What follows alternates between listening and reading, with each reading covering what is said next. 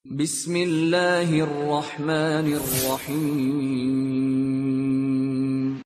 Kemudian ada berikutnya ini, bismillah, bagaimana pandangan syariat Islam tentang lagu Aisyah yang lagi banyak beredar Ustaz, baik dalam bentuk lagu dan nasyid. Ini Masya Allah musibah di zaman kita ini. Ada orang-orang yang berniat baik, kadang tujuan mereka adalah mengagungkan syiar. Ada yang tujuannya mengagungkan Allah, ada yang tujuannya mengagungkan Nabi, ya. Dan terakhir ini ada yang bertujuannya adalah mengagungkan istri dari istri Nabi kita Muhammad SAW. Dan mengagungkan Allah, mengagungkan Nabi, mengagungkan istri Nabi, para sahabat Nabi itu adalah ibadah. Ini namanya ibadah itu, pertama ya harus terpenuhi 2 syarat. Pertama kita punya niat ikhlas, ya mereka ikhlas. Yang kedua harus mengikuti tuntunan Nabi Sallallahu Alaihi Wasallam. Dan harus mengikuti apa yang Allah Subhanahu Wa Taala turunkan. Apakah yang mereka lakukan ini ada tuntunannya dari Nabi kita Muhammad Sallallahu Alaihi Wasallam atau dari Al-Quran? Jawabannya tidak.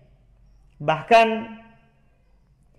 lagu, musik, serta nyanyian, demikian pula nasyid-nasyid yang membuat orang lalai dari Al-Quran, itu disepakati oleh para ulama rahimahumullahu ta'ala akan haramnya berdasarkan dalil Al-Quran dan dalil dari hadits Nabi Sallallahu Alaihi Wasallam.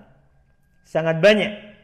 Di antara dalil Al-Quran, Allah Subhanahu wa ta'ala berfirman, wa minan nasi may yashtari lahwal hadithi liyudilla an sabilillah bighairi ilmin wa yattakhidaha huzwa ulaika lahum adabun muhin.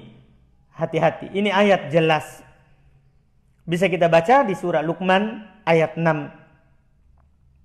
Akan haramnya lagu, nyanyian serta musik. Kata Allah Subhanahu wa taala, wa minan nas, di antara manusia. Tidak semua manusia. Karena tidak semua orang jatuh dalam kesesatan seperti ini. Ya. Di antara manusia ada yang yashtari lahwal hadits, ada yang menjual lahwal hadits.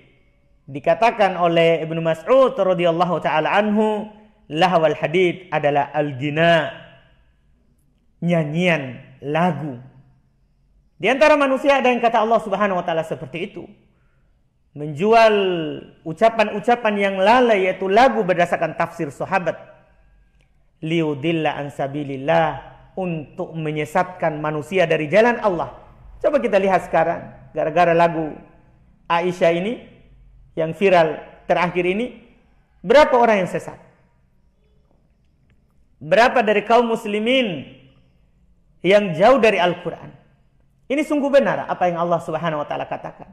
Di antara manusia ada membeli lahwal hadits, ucapan yang sia-sia, untuk menyesatkan manusia dari jalan Allah bi ghairi ilmin, tanpa ilmu. Ini nyata, ini kata Allah ini. Kenapa tanpa ilmu? Coba tanya orang yang nyanyikan lagu Aisyah misalnya. Iya. Apakah mereka punya ayat? Punya hadis dari Nabi? Atau ucapan sahabat yang membolehkannya? Bahkan Aisyah sendiri melarang dan mengharamkan nyanyian. Ini kata Allah Subhanahu wa taala dalam Al-Quran. Mereka buta dan dibutakan matanya oleh Allah Subhanahu wa taala dari ayat-ayat Allah sangat jelas. Sampaikan kepada mereka. Surah Luqman ayat 6. Allah Subhanahu wa taala menjelaskan di antara manusia ada yang mengambil lahwal hadits, ucapan yang sia-sia, tambahkan tafsir Ibnu Mas'ud, yaitu al-ghina wal ma'azib. Ya, lagu dan alat musik. Liudilla an sabilillahi bighairi ilmin, untuk menyesatkan manusia dari jalan Allah, dari beribadah kepada Allah, membaca Al-Quran. tanpa ilmu. Ini kata Allah. Setelah itu kata Allah menjelaskan kenyataan yang mereka inginkan. Karena tadinya mereka ingin berniat baik, bernyanyi, membuat lagu tentang istri Nabi kita sallallahu alaihi wasallam Ummul Mukminin. Itu sebenarnya bukan mengagukan, tapi kata Allah wayattakhidaha huzwa. Mereka menjadikan itu sebagai senda gurau, bahan ejek-ejekan, bahan olok-olokan. Dan sudah dimaklumi di dalam agama kita, siapa yang mengejek atau mengolok-olok syariat Allah, mengejek Allah, mengejek Nabi, mengejek para sahabat, merendahkan mereka, itu bisa keluar dari Islam. Hati-hati. Orang yang melakukannya bertakwalah kepada Allah Subhanahu wa taala. Orang yang melakukannya bertakwalah kepada Allah Subhanahu wa taala, takutlah kepada Allah. Hati-hati dari hal tersebut. Makanya Allah tutup ayatnya dengan ulaika lahum adzabum muhin. Bagi mereka nanti azab yang menghinakan mereka. Ini Allah yang katakan, untuk mereka azab yang menghinakan mereka. Kalau tidak di dunia ini, maka ingat adab menanti mereka kalau tidak bertobat ketika mereka datang kepada Allah Subhanahu wa taala nanti di hari kiamat. Ini dalil pokok dalam Al-Qur'an yang dipegang oleh ulama syariat menunjukkan haramnya nyanyian dan musik. Hati-hati. Ini dalil dari Al-Qur'an. Demikian pula dalil dari Nabi kita Muhammad sallallahu alaihi wasallam. Sangat jelas diharamkannya nyanyian dan musik. Sebagaimana dalam hadis yang diriwayatkan oleh Imam Al-Bukhari rahimahullah, kalau mau tambahkan nomornya, nomor 5590 dalam Sahih Bukhari. Kata Nabi sallallahu alaihi wasallam, la yakunanna min ummati aqwamun yastahilluna al-hir wal haril wal khamr wal ma'azib. Sungguh akan ada dari umatku nanti. Ini kenyataan yang Nabi ceritakan. Jangan heran kalau muncul orang seperti ini. Akan datang nanti dari umatku orang-orang yang akan menghalalkan perzinahan. Orang-orang yang akan menghalalkan sutra bagi laki-laki. Karena bagi perempuan halal. Dan orang-orang yang akan menghalalkan khamr. Demikian pula ma'azif. Ada dua penafsiran ma'azif di kalangan sahabat dan di kalangan para ulama kita, seperti yang dikatakan oleh Ibnu Taimiyah rahimallahu taala, al-ma'azif al-alat al-mulhiyah, alat-alat musik yang melalaikan, masuk di dalamnya nyanyian. Seluruh yang melalaikan, apakah alat musiknya, demikian pula musiknya sendiri serta lagunya, itu diharamkan karena lafaz hadisnya akan ada dari umat yang menghalalkannya. Berarti hukum asalnya apa? Haram. Jangan tertipu dengan adanya orang yang mengatakan itu boleh. Iya. Kalau mendekatkan kita kepada Allah, mendekatkan kita, mengingatkan kita kepada istri Nabi, hati-hati. Mengingat Allah itu adalah ibadah, tidak bisa dengan cara yang tidak syar'i. Itu hal yang tidak dibolehkan dalam syariat kita. Ini hadis Nabi sallallahu alaihi wasallam menunjukkan hal tersebut. Demikian pula dalam hadis Anas Ibn Malik radhiyallahu taala anhu, dikeluarkan oleh Al-Imam Al-Bazzar dalam musnad beliau, bisa dilihat jilid 62 ya, jilid 14 halaman 62, nomor hadisnya disebutkan dalam musnad Al-Bazzar adalah 7.513.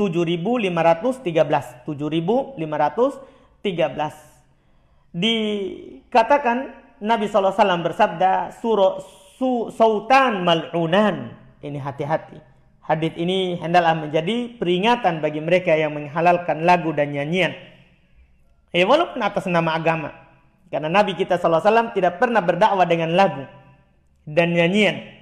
Kata Nabi SAW, sautan mal'unan fid dunya wal akhirah. Na'udzubillah. Ada dua suara yang dilaknat di dunia dan di akhirat. Dilaknat di dua negeri. Dilaknat di dunia, dilaknat di akhirat.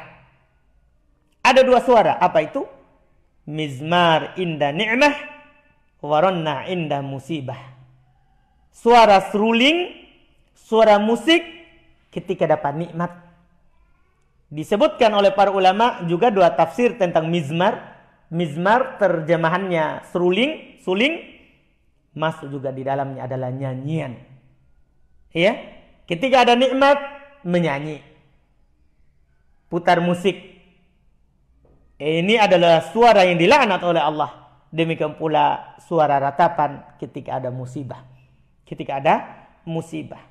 Dan tidak ada silang pendapat. Ini saya cukupkan ya hadisnya. Karena pembahasannya kalau mau disebutkan semua hadisnya, Masya Allah, sangat banyak. Di sini banyak sekali saya lihat hadis yang mengharamkan musik dan nyanyian. Sangat banyak hadis. Ini saya cukupkan dua. Dan sepakat para ulama, anggaplah yang kita jadikan pegangan imam 4. Apakah ada silang pendapat dari imam 4? Imam Abu Hanifah, Imam Malik, Imam Syafi'i, dan Imam Ahmad terkait dengan musik dan nyanyian? Apakah ada silang pendapat di kalangan mereka? Tidak ada sama sekali. Imam 4 sepakat bahwa musik dan nyanyian itu adalah diharamkan. Berdasarkan tadi tidak ada silang pendapat. Dinukil dari Abu Hanifah, ya, dinukil dari Imam Malik, dinukil dari Imam Syafi'i, dinukil dari Imam Ahmad rahimahumullahu ta'ala. Semuanya mengharamkan yang namanya musik, satu. Yang kedua, nyanyian. Musik tanpa nyanyi haram, nyanyian tanpa musik haram. Kalau dikumpulkan menyanyi sambil ada musik, maka ini adalah keharamannya berlipat ganda. Keharamannya berlipat ganda, terlaknatnya berlipat ganda, naudzubillah. Dan ini ma'ruf di penukilan.